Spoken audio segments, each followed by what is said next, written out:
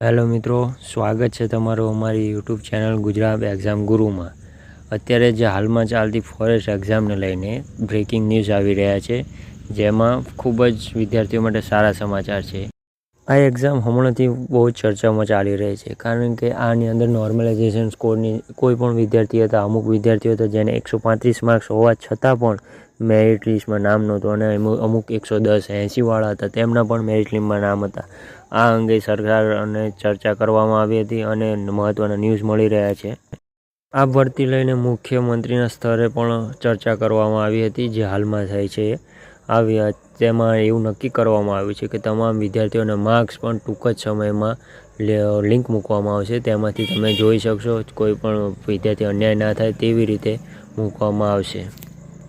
હવે વાત કરીએ સરકારે મૂકેલ ઓફિશિયલ પેજ, જેમાં એમને લખ્યું છે કે ઉપરોક્ત વિષય જણાવવાનું કે જાહેરાત ક્રમાંક ફોરેસ્ટ 2022-23 વનરક્ષણ લેખિત પરીક્ષા અંતિમ ક્વોલિફાયર થયેલ વિદ્યાર્થીઓ પૈકી 8 ગણા ઉમેદવાર તૈયાર કરવામાં આવી હતી, જે પૂરતી નથી।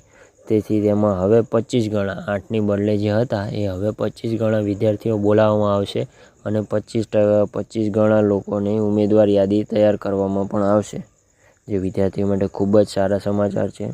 આવી જ એક્ઝામ વિશેની માહિતી અને ન્યૂઝ માટે અમારી ચેનલ લાઈક, સબસ્ક્રાઈબ અને શેર જરૂરથી કરજો મિત્રો।